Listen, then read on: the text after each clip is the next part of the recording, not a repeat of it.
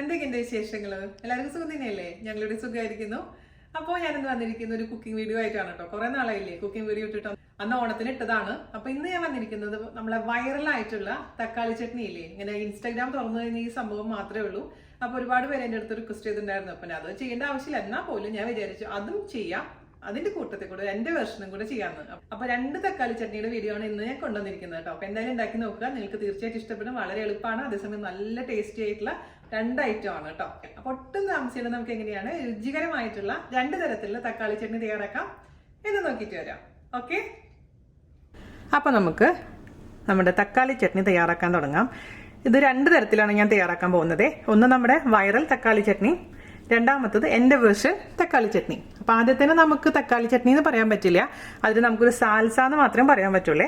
ആദ്യത്തെ വേർഷനായ നമ്മുടെ വൈറൽ തക്കാളി ചട്നി എങ്ങനെയാണ് തയ്യാറാക്കാമെന്ന് നോക്കാം. അതിനുവേണ്ടി ഞാനിവിടെ 4 നല്ല പഴുത്ത തക്കാളി എടുത്തിട്ടുണ്ട്. നമുക്കതിനെ ഒന്ന് നേർപകുതിയായിട്ട് മുറിക്കാം. ഇപ്പൊ നന്നായി വാഷ് ചെയ്ത് വെച്ചിട്ടുള്ള തക്കാളിയാണേ. ഇപ്പൊ ഇതിനെ മുറിക്കുമ്പോൾ ഒരു കാര്യം നിങ്ങൾ ശ്രദ്ധിക്കണം, എന്താണെന്ന് വെച്ചാൽ തക്കാളി എടുക്കാം, അതിനുശേഷം ഒന്ന് മുറിക്കുക. പിന്നെ മുറിച്ചല്ലോ, ഈ കാണുന്ന വൈറ്റ് സ്പോട്ടില്ലേ, അതിനെ നമുക്ക് ഒരു ട്രയാങ്കിൾ ആയിട്ട് അവിടെ നിന്ന് അങ്ങനെ കട്ട് ചെയ്തെടുക്കാം. അപ്പോൾ നമ്മളിത് ഒന്ന് റോസ്റ്റ് ചെയ്തെടുക്കുമ്പോൾ തൊലി നമുക്ക് എടുക്കാൻ വളരെ എളുപ്പമായിരിക്കും. ഈ ഒരു ഭാഗം അങ്ങ് ട്രയാങ്കിൾ ഷേപ്പിൽ അങ്ങ് മുറിച്ചെടുത്തിട്ടുണ്ടെങ്കിൽ. ഒന്നും കൂടെ കാണിച്ചു തരാം. ജസ്റ്റ്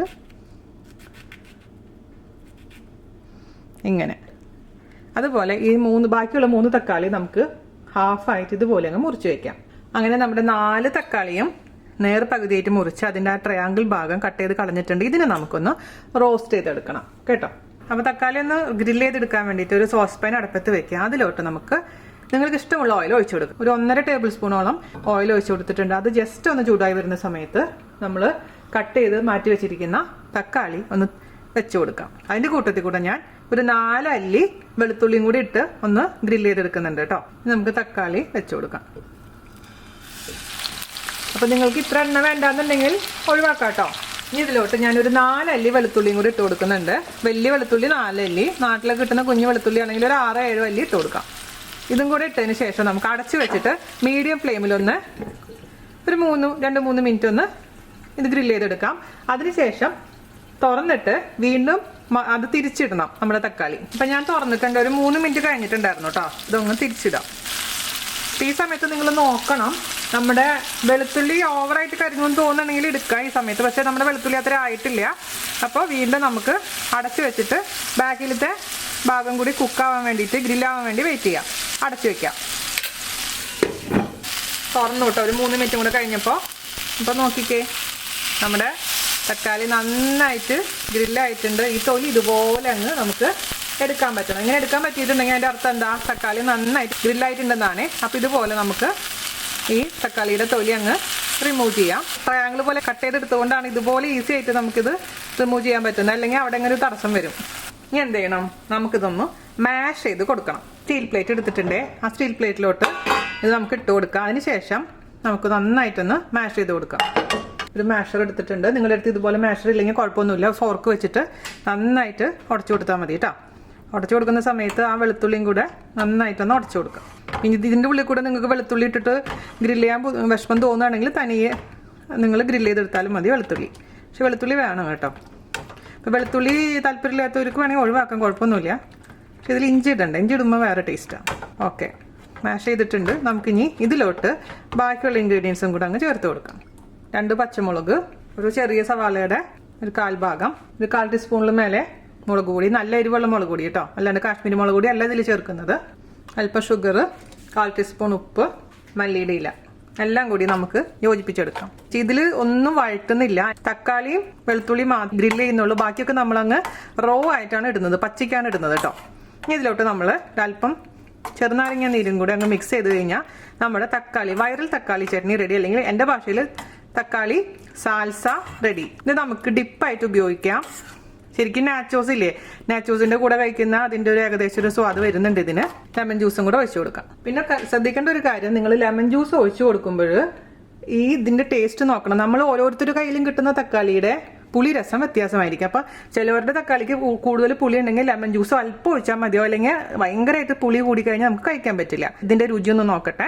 ആവശ്യത്തിന് പുളി ഉണ്ട്, എന്നാലും വൈറലല്ലേ, നമ്മളായിട്ട് കുറയ്ക്കണ്ട. അല്പം മാത്രം ഞാൻ ലെമൺ ജ്യൂസ് ഒഴിച്ചു കൊടുത്തിട്ടുണ്ട്. ഉപ്പ് കുറവാണ്, കുറച്ചും കൂടെ ചേർത്ത് കൊടുക്കാം. മിക്സ് ചെയ്യാം. ഇതാണ് പ്രശസ്തമായ വൈറൽ തക്കാളി ചട്നി. നമുക്കൊരു ബൗളിലോട്ട് മാറ്റാം. ഇനി അടുത്തത് എൻ്റെ വെർഷൻ എങ്ങനെയാണെന്ന് കാണിച്ചു തരാം. ഓക്കെ, നമ്മുടെ സോസ് പാനിലോട്ട് അല്പം ഓയിൽ ഒഴിച്ചു കൊടുക്കാം. അതിലോട്ട് നമുക്ക് ഇതേപോലെ തന്നെ 4 തക്കാളി ആദ്യം തന്നെ തിരിച്ചു വെച്ച് കൊടുക്കാം. വെളുത്തുള്ളി നിങ്ങൾക്ക് വേണമെന്നുണ്ടെങ്കിൽ എക്സ്ട്രാ ചേർത്ത് കൊടുക്കാം കേട്ടോ. ഇതിപ്പോൾ നേരത്തെ ചെയ്ത സെയിം പ്രൊസീജിയറാണ് കേട്ടോ. ഈ ഭാഗം തിരിച്ചിടുക, അടച്ചു വയ്ക്കുക, വീണ്ടും കുക്ക് ചെയ്യുക. തക്കാളി 2 സൈഡും ഓക്കെ ആയിട്ടുണ്ട്. നമ്മൾ വെളുത്തുള്ളി നന്നായിട്ട് ഗ്രില്ലായിട്ടുണ്ട്. ഇനി നേരത്തെ ചെയ്ത പോലെ തന്നെ ഇതിൻ്റെ തൊലി അങ്ങ് എടുക്കാം കേട്ടോ. കംപ്ലീറ്റ് തൊലി മാറ്റിയിട്ടുണ്ട്. ഇനി നമുക്ക് എന്താ ചെയ്യേണ്ടതെന്ന് വെച്ച് കഴിഞ്ഞാൽ, ഇപ്പോൾ ആദ്യത്തെ ചട്നി ചെയ്തപ്പോഴും എല്ലാം പച്ചക്കാണ് ചേർക്കുന്നത് അല്ലേ. ഇതിൽ നമ്മൾ ഇച്ചിരിയും കൂടെ ഞാൻ നല്ലെണ്ണ ചേർത്ത് കൊടുക്കാൻ പോവുകയാണ്. എല്ലാം ചെയ്തതിന് ശേഷം മാത്രമേ ഞാൻ ജസ്റ്റ് മാഷ് ചെയ്യുന്നുള്ളൂ. ഇപ്പം ഞാൻ മാഷ് ചെയ്യുന്നില്ല.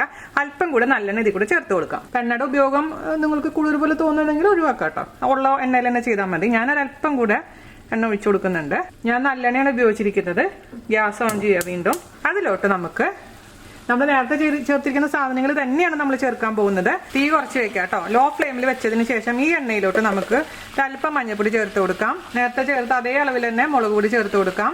സവാള, ചെറിയ സവാളയുടെ പകുതി ചേർത്ത് കൊടുക്കാം. പച്ചമുളക് 3 എണ്ണം. എല്ലാം ചേർത്തതിന് ശേഷം ആ എണ്ണയിൽ ഇതൊന്ന് വഴറ്റിയെടുക്കാം. എനിക്കൊരു പച്ചമണം ഫീൽ ചെയ്യുന്നുണ്ടായിരുന്നു മുളക് പൊടിയുടെ എല്ലാത്തിൻ്റെയും കൂടി ഇങ്ങോട്ട് റോ ടേസ്റ്റ്.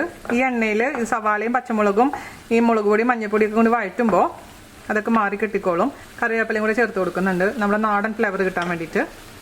പിന്നെ ഞാനിതിലേക്ക് ചേർത്ത് കൊടുക്കാൻ പോകുന്നത് ഒരു നുള്ളു കായത്തിൻ്റെ പൊടി. അപ്പോൾ ശരിക്കും നമ്മുടെ തക്കാളി ചട്നിയുടെ നല്ലൊരു ഫ്ലേവർ കിട്ടും. എല്ലാം കൂടി ചേർത്ത് ഒന്ന് വഴറ്റിയെടുക്കാം. ഇതിൻ്റെ ചൂടാറി കഴിഞ്ഞതിന് ശേഷമാണ് കേട്ടോ സ്വാദ് ശരിക്കും വരിക. ഇതിലോട്ട് നമുക്കിനി ഉപ്പും പഞ്ചസാരയും ചേർത്ത് കൊടുക്കാം. മല്ലിയുടെ ഇല ഇഷ്ടമില്ലാത്തവർ ഒഴിവാക്കാം. ഇതിൽ കിടന്ന് നന്നായിട്ട് ഇതെല്ലാം കുക്കായതിനു ശേഷം മാത്രം നമുക്ക് ഓഫ് ചെയ്താൽ മതി. ആ പച്ചമണമൊന്നും ഉണ്ടാവണ്ട കേട്ടോ. അങ്ങനെ നമ്മുടെ തക്കാളി ചട്നി റെഡി ആയിട്ടുണ്ട്. ഞാൻ ജസ്റ്റ് ഒന്ന് വെള്ളം ഒന്ന് വറ്റിച്ചെടുത്തു കേട്ടോ. അപ്പോൾ അല്ലെങ്കിൽ തക്കാളിയുടെ വെള്ളമൊക്കെ ഉള്ളപ്പോൾ കുറച്ച് വേറെ ടേസ്റ്റ് ആയിരുന്നു. അപ്പോൾ ഒന്ന് വറ്റിച്ചെടുത്തു. രുചി നോക്കിയപ്പോൾ എല്ലാം കറക്റ്റാണ്. ഉപ്പ് മാത്രം ഇച്ചിരി എക്സ്ട്രാ ഞാൻ ആഡ് ചെയ്ത് കൊടുത്തിട്ടുണ്ട്. ഇനി ഞാൻ ഇതിലേക്ക് ലെമൺ ജ്യൂസ് ചേർക്കുന്നില്ല, കാരണം ഇതിന് അത്യാവശ്യം പുളി ഉണ്ട്.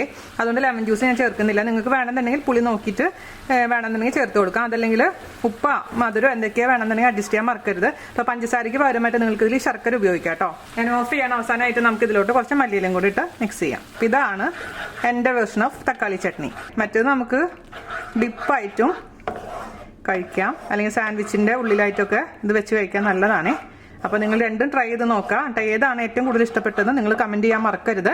അപ്പോൾ നമ്മുടെ ചട്നി ഫോട്ടോ ഒക്കെ എടുത്ത് ഞാൻ കൊണ്ടുവന്നിട്ടുണ്ട്. ഇതാണ് നമ്മൾ ലാസ്റ്റ് ഉണ്ടാക്കിയ വഴറ്റിയ ചട്നി. ഇത് സാൽസ, വഴറ്റാത്ത പച്ചക്ക് സവാളെല്ലാം ചേർത്തിട്ടുള്ളതാണ്. എനിക്ക് പേഴ്സണലി കൂടുതൽ ഇഷ്ടം ഇതാണ്. പക്ഷെ ഇതും നല്ലതൊക്കെ തന്നെയാണ്. അപ്പോൾ മടിയുള്ള ദിവസങ്ങളിൽ വേറെ സമയം എടുക്കണ്ടെന്നുണ്ടെങ്കിൽ ഇത് ചെയ്യാം. അല്ലെങ്കിൽ ചട്നിയോട് നമ്മൾ ഇഡ്ഡലിയുടെയും ദോശയുടെയും കൂടെ ഒക്കെ കഴിക്കാനുള്ള ചട്നിയാണ് വേണമെന്നുണ്ടെങ്കിൽ ഇതുപോലെ ഉണ്ടാക്കാം കേട്ടോ. അപ്പം എന്തായാലും നിങ്ങൾ രണ്ടും ഉണ്ടാക്കി നോക്കണേ. അതിനുശേഷം ഏതാണ് ഏറ്റവും കൂടുതൽ ഇഷ്ടപ്പെട്ടെന്ന് അഭിപ്രായം പറയാൻ മറക്കരുത്. ഞാനൊന്നും കൂടെ ഒന്ന് ടേസ്റ്റ് ചെയ്ത് നോക്കട്ടെ. അടിപൊളി. എല്ലാവർക്കും ഇഷ്ടപ്പെട്ടെന്ന് വിശ്വസിക്കുന്നു. എല്ലാവരും ഉണ്ടാക്കി നോക്കിയ അഭിപ്രായം പറയുക. വീഡിയോ ഇഷ്ടമായിട്ടുണ്ടെങ്കിൽ മാക്സിമം ഷെയർ ചെയ്യുക, നമ്മളൊന്ന് സപ്പോർട്ട് ചെയ്യുക. അപ്പോൾ അടിപൊളിയായിട്ടുള്ള റെസിപ്പി ആയിട്ട് വരുന്നവരെ നന്ദി, നമസ്കാരം. Thank you.